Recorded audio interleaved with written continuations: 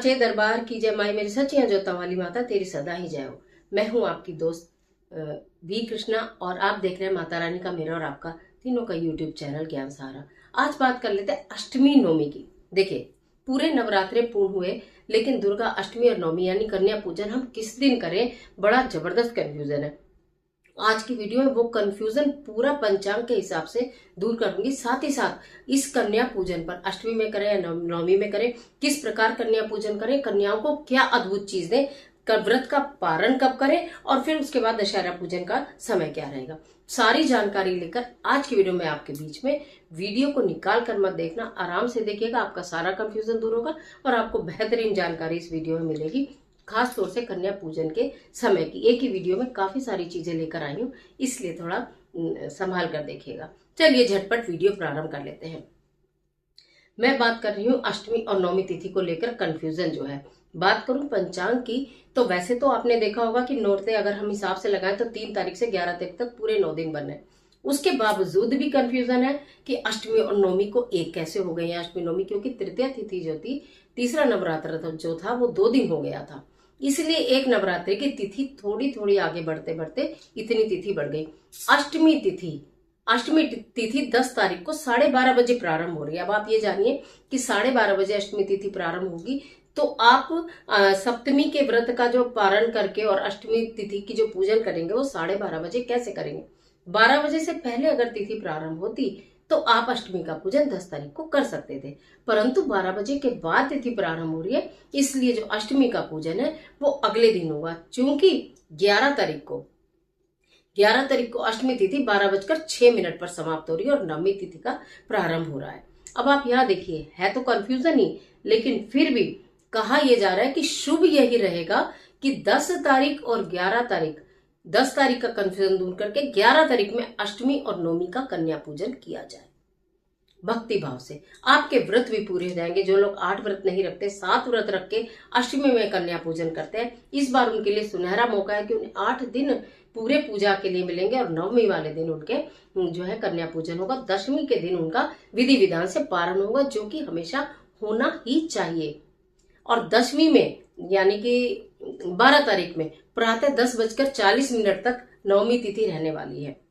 उसके बाद दशमी पूजन होगा यानी दशहरा का पूजन होगा। तो यदि आपको ऐसा लगता है कि आज 11 तारीख में अष्टमी कर ली और हमें नवमी 12 में करनी है, क्योंकि सुबह मिल रही है, उदय तिथि में मिल रही है नवमी, तो फिर आप उस दिन कर सकते हैं। लेकिन खास बात यह है, अष्टमी और नवमी के संधि पूजन भी होगा और अष्टमी और नवमी दोनों का कन्या पूजन जो है वो 11 तारीख को होगा। आप ये समझ लीजिए मोटी भाषा में, और नहीं तो फिर आप 12 तारीख को मॉर्निंग में भी नवमी पूजन कर सकते हैं बिना किसी परेशानी के। वैसे एक बात बोलूं, महामाई के हम 9 रूपों की पूजा करते हैं, लेकिन हम जो समापन कर लेते हैं वो हम 8वें रूप पर ही कर देते हैं। हम 9वें रूप की पूजा नहीं करते हैं महामाई की। उसी दिन हम कलश भी हटाते हैं, उसी दिन हम खेतरी भी सोचते हैं क्या करें, उसी दिन हम नारियल भी सोचते हैं क्या करें। तो माता की पूजा जो है कहीं ना कहीं वो अधूरी रह जाती है। लेकिन आपके यहाँ जैसे होता हो अपनी व्यवस्था के हिसाब से वैसे ही करिए। मतलब मैं ये कहना नहीं चाहती हूँ कि आप मेरे हिसाब से करो, जैसा आपके यहाँ होता है वैसा करो। मैंने आपको पंचांग का पूरा डाटा तिथि के अनुसार और समय के अनुसार बता दिया, आप उस हिसाब से अपना देख लीजिएगा। अब बात यहाँ पर करूं, हालांकि वीडियो मैं आपके लिए अलग से लेकर आऊंगी कलश के जल का। ये जो हमारे पास चमत्कारी दिव्य अद्भुत जल है, जो जिसकी हमने 9 के 9 दिन स्थापना करके सभी देवताओं को उसमें वास करके पूजा की है, उस जल का क्या करें, एक अद्भुत वीडियो ये वो आपके लिए तैयार होगी, बहुत तुरंत आने वाली है। ज्वारों का क्या करें, ज्वारों को लेकर बड़ा कंफ्यूजन होता है, इधर उधर डाल दें, क्या हम पौधे के नीचे डाल दें, तो क्या हम मिट्टी में दबा दें, तो क्या हम विसर्जित कर दें ज्यादातर लोग। इसके लिए भी एक वीडियो आपकी पूरी तैयार है समस्त जानकारी के साथ। तीसरी वीडियो आपकी पारण की है कि पारण के समय हमें कब पारण करना है। शुभ मुहूर्त में किया जाए प्रारंभ और पारण, दोनों शुभ मुहूर्त में ही किए जाने पर शुभ फल की प्राप्ति मिलती है। पारण किस समय करना उचित रहेगा, पारण किस समय करना है ये तो आज ही बता दूंगी, लेकिन पारण चौकी में से क्या क्या सामान विसर्जित करना और क्या अपने पास सहेज के रखना, ये अलग से वीडियो दूंगी। कहने का मतलब ये है, ज्ञान सारा चैनल पर बने रहिएगा, अभी बहुत महत्वपूर्ण वीडियोस इस नवरात्रों से रिलेटेड आने वाली हैं। अब मैं बात कर लेती हूँ कन्या पूजन की। कन्या पूजन आप 11 तारीख को करेंगे, अष्टमी और नवमी का। आपको करना क्या, प्रातःकाल आप अपने घर को साफ स्वस्थ तो करेंगे, अपने घर की पूजा। देखिए, दो बात आती है कि पहले कन्या पूजन करें या पहले घर की पूजा करें। पहले घर की पूजा करिए, माता रानी को भोग लगाइए। जो भी आपने हलवा, पूरी, चना इत्यादि बनाया वो सब सात्विक तरीके से बनाया, नहा धोकर। आपने तेल का प्रयोग नहीं किया है, ये मैं जानती हूँ अच्छी तरह, क्योंकि मैं हमेशा बताती हूँ माता रानी के भोग में तेल का प्रयोग नहीं करो। अगर आप शुद्ध घी नहीं यूज कर सकते हो तो रिफाइंड यूज कर लो, लेकिन छोले बनाने में या पूरी बनाने में तेल का यूज मत करना। माता रानी की पूजा करें। आज के दिन आपको क्या करना है, अगर आपने पूरे 9 व्रत नहीं रखे हैं, मेरी बात ध्यान से समझना, बहुत काम की बात मैं बता रही हूँ, कि अगर आपने पूरे 9 दिन व्रत नहीं रखे हैं तो आज 9 जोड़े लौंग, आप जब करसी करेंगे तो 9 जोड़े लौंग माता रानी को अर्पित करिएगा।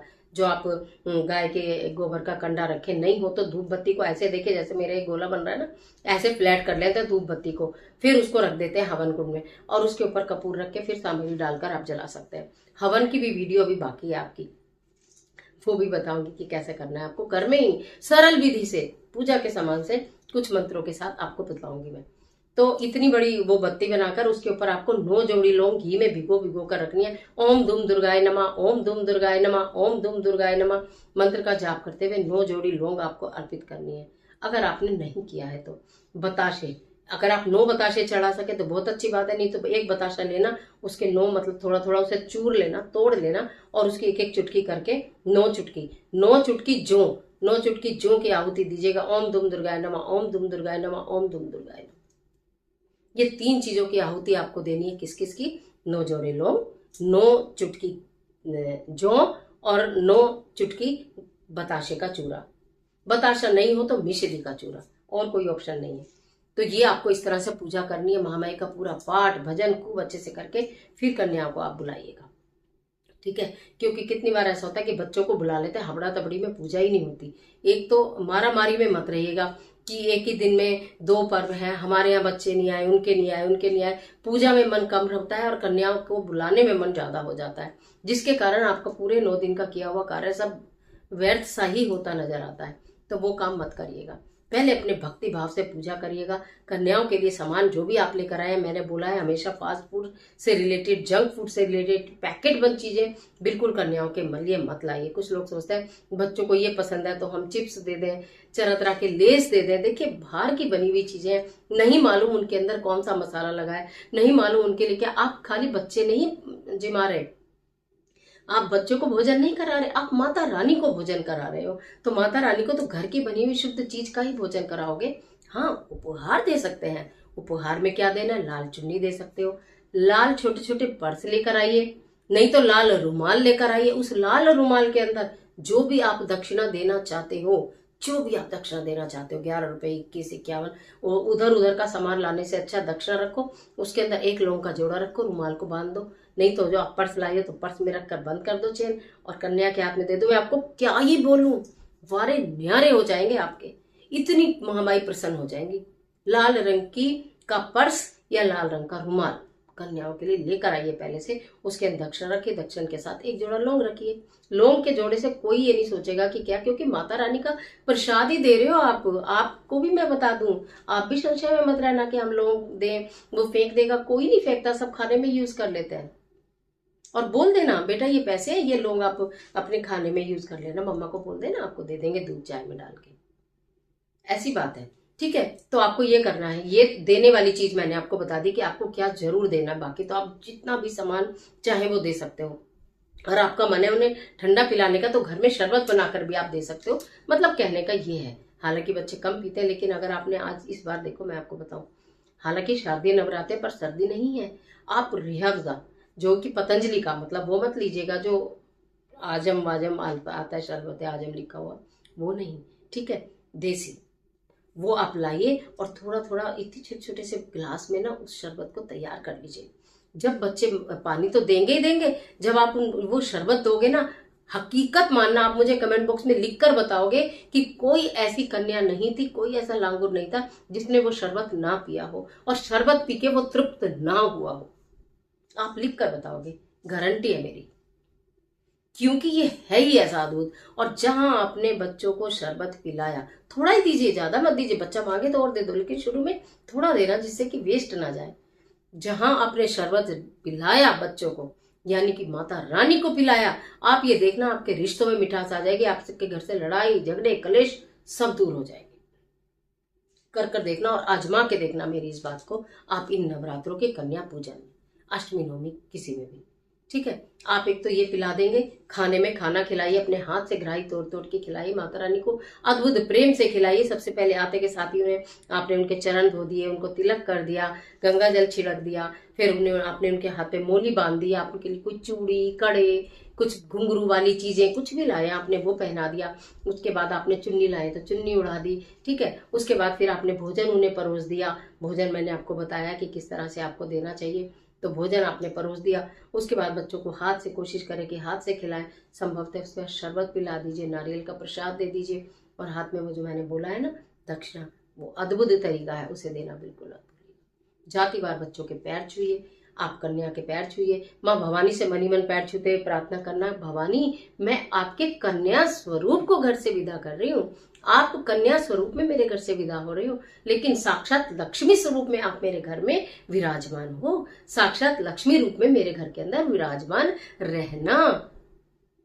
ये जरूर प्रार्थना करना, जल्दी जल्दी में चीजें भूल मत जाना, आप आराम से करना, आप आराम से करना। जल्दबाजी या तो बहुत सवेरे कर लेना, नहीं तो फिर आराम से करते रहना, लेकिन जल्दबाजी में अपनी ये चीजें मत छोड़ना।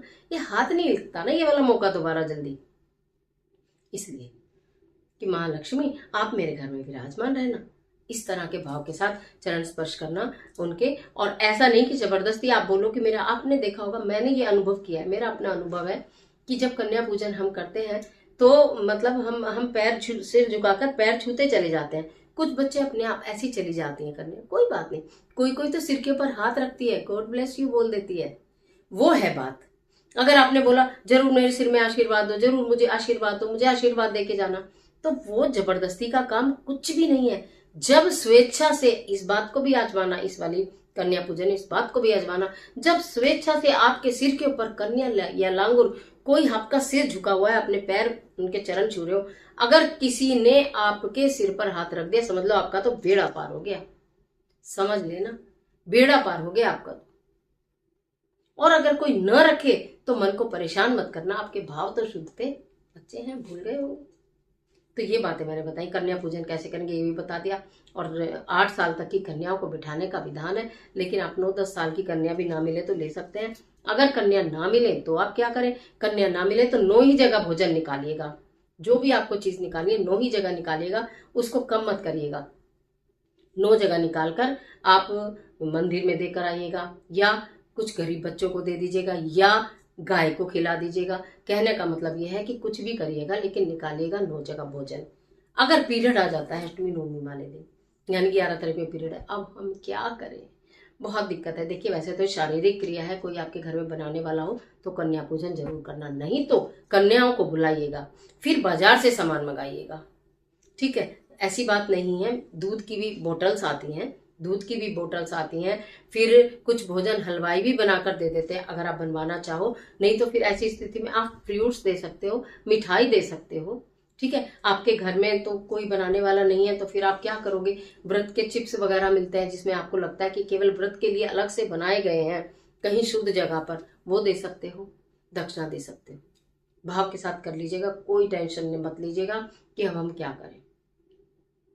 समझ में आ गई मेरी बात, सारी चीजें मैंने काफी विस्तार से आपको बताई, आशा करती हूँ आपको सब समझ में आ गया होगा। और सबसे पहले तिथि को लेके कंफ्यूजन दूर हुआ होगा, उसके बाद कन्या पूजन में क्या करें क्या नहीं इसका भी कंफ्यूजन दूर हो गया होगा, क्या जरूर कन्याओं को उपहार दें और क्या उन्हें पिलाएं ये भी कंफ्यूजन दूर हो गया, क्या नहीं करना। कन्याओं के जाते के साथ ही घर में झाड़ू नहीं लगाना, कन्याओं के जाते के साथ ही घर में धुलाई पोंछा या तो कपड़े धोना ये मत करना। कन्याओं के जाते के साथ ही फटाफट चलो आज तो हेयर कट करा लें, अब तो हम फ्री हो गए, नहीं करना ये जाते के साथ ही। कन्याओं के जाते के साथ ही घर को बंद मत करना, कन्याओं के जाते के साथ ही मंदिर की सफाई करने के लिए मत लग जाना। जहां कन्याओं ने बैठकर भोजन किया वहां बैठकर भोजन करना, वहां उनकी रज है, वहां उनकी वाइब्रेशंस हैं। बहुत सारी बातें बताई ना आज, चलिए आज के लिए इतना ही, अब और नहीं बताती हूँ। एक और अगर आपके कुछ क्वेश्चंस होंगे तो बता देना, शॉर्ट वीडियोस में सॉल्व कर दूंगी। आज के लिए इतना ही, इजाजत दीजिए। आशा करती हूँ वीडियो निश्चित आपके लिए बहुत उपयोगी साबित होगी। मिलती हूँ और जबरदस्त वीडियो के साथ, तब तक हंसते रहिए, मुस्कुराते रहिए, अपना और अपने अपनों का ख्याल कीजिए। वीडियो अच्छी लगे तो लाइक कीजिए, फ्रेंड्स के साथ शेयर करना बिल्कुल मत भूलिए। ये इतनी इंपॉर्टेंट वीडियो है कि इसकी जरूरत सबको है, तो फ्रेंड्स के साथ जरूर इसको शेयर कर ही दीजिएगा। और वीडियो को देखिए, लाइक किया कीजिए। आप वीडियो लाइक करते हैं तो मेरा मनोबल बढ़ता है, और मेरा ऐसा मन करता है मैं एक दिन में 4 भी वीडियो आपके लिए मेहनत करके बनाऊं कि कोई चीज आपसे छूटे ना। आप कमेंट में जय माता रानी की लिखते हैं तो मेरे हृदय से आप लोगों के लिए बहुत आशीर्वाद निकलता है। और कमेंट बॉक्स में माता रानी के नाम का जयकारा जरूर लगाइए। माता रानी आपकी मदद करे।